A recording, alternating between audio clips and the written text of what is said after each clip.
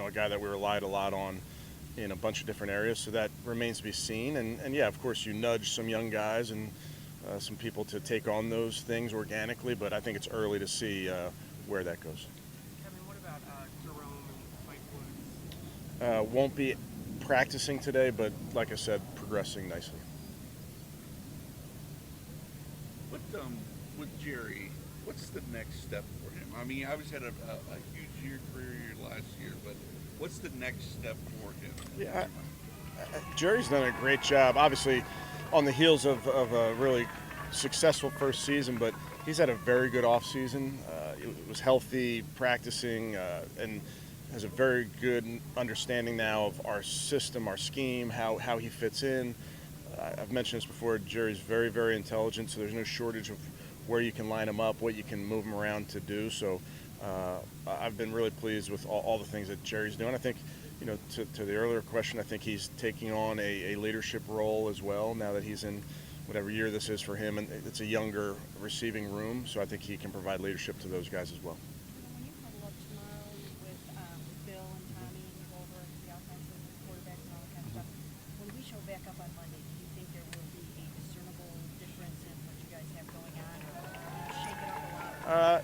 Yeah, it remains to be seen, Mary Kay. I think we still need to rep everybody and get everybody ready for the preseason, for the season. So I want to get through today's practice and take in all the information, see how guys are performing at all positions, and then that's when we kind of get into the nitty-gritty of who's going where and with what groups. But I can't promise you anything on Monday. We'll see how it looks. Are you seeing any signs of those receivers getting overtaxed after only 3 days while the route's still running? I think the guys are doing a really nice job. I think that's definitely part of our job, Tony, with this being day 4 of a 4-day block. You got to be careful and make sure you're asking the guys to do things that you're not overtaxing them. For instance, we'll be in the red zone a good bit today. We did one-on-ones on the 20-yard line yesterday so as to save their legs. So trying to be as smart as you can be about saving legs early, knowing that you have a big block of practices next week as well. That was your first one-on-one day. It was. That's kind of unusual. Why did you wait for 3 days to do that? Well, you're just in helmets those first 2 days. So, again, you get those shells on them. You can't put them on until day 3. Kevin, yesterday in that 11-on-11 with the ball period at the end, seeing Shador go with some of the 2s and 3s mixed in, what did you guys think of that period for him? Yeah, for those guys specifically, I thought there was some good. Obviously, we need to clean up a lot of things on both sides of the ball. We had too many jumping off sides, flinching on the offensive side. So we have these officials out here. That's probably the main focus for our guys, especially today.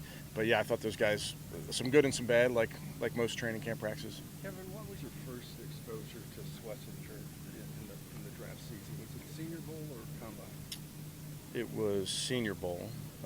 Around that time is when I start putting my scout hat on, and his name was coming up, and I remember putting on the tape early, and then obviously spent some time with him down at the Combine. Do you know where the inception of the Browns' interest in him was?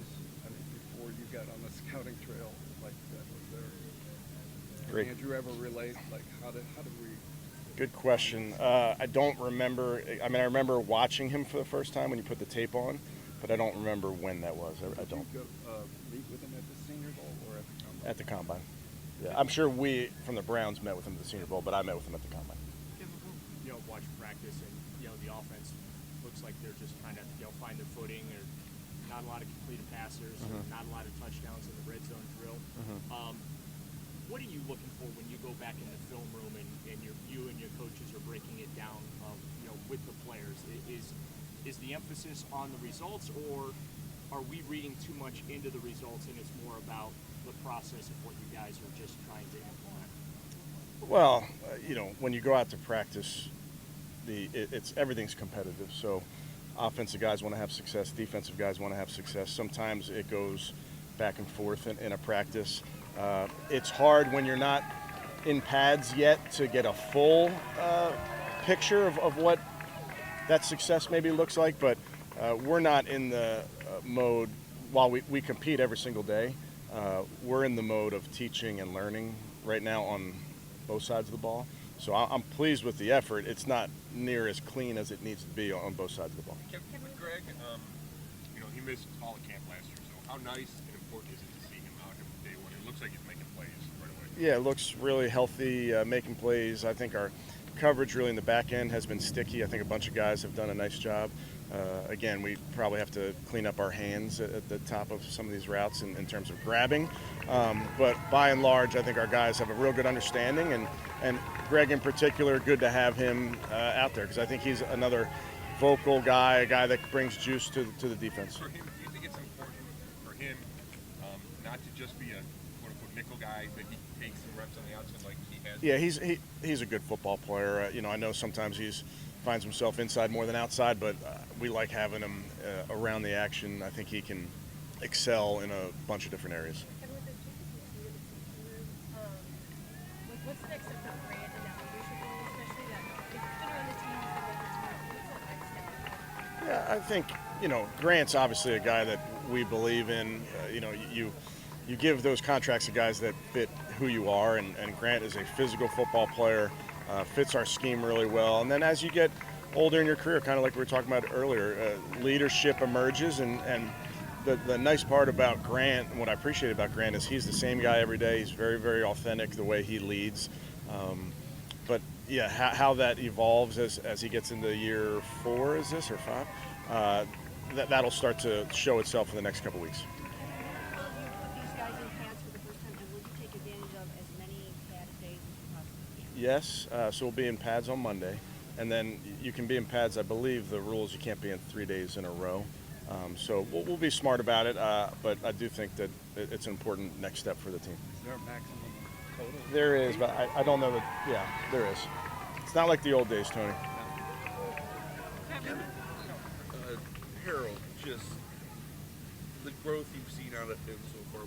Can you, where can you notice it the most? Yeah, again, 3 days into practice, but he was here with the rookies early and just off of that off-season program in the spring. A young player, I think he just turned 21, maybe, but a young, developing player. Like we talked about, the reason we identified Harold in the draft, and I thought they did a great job at Bowling Green, how they used him. They really lined him up all over, and that's something that you can only do with it, being intelligent and working very hard. So we're putting a lot on his plate, asking him to play multiple positions, and playing multiple positions mean you're going to have multiple jobs, and he's handled all of it really well. with David, just the injuries last year, how do you think he has bounced back from that and then coming into this year feeling wise? Yeah, he feels healthy, which is so important for him, and obviously when healthy, he's a huge part of what we do. So I'm excited for him to maintain, that and practice really hard and to provide the leadership that he always does. Kevin, you don't think of linebackers being much of a cerebral position generally. I mean, it's physical and all that, but you think of Luke Kuechly and even the former Brown playmakers, they were very cerebral players. And Schlesinger comes off as that. Is that an attraction to this team? Well, I would say linebacker down the middle of your defense.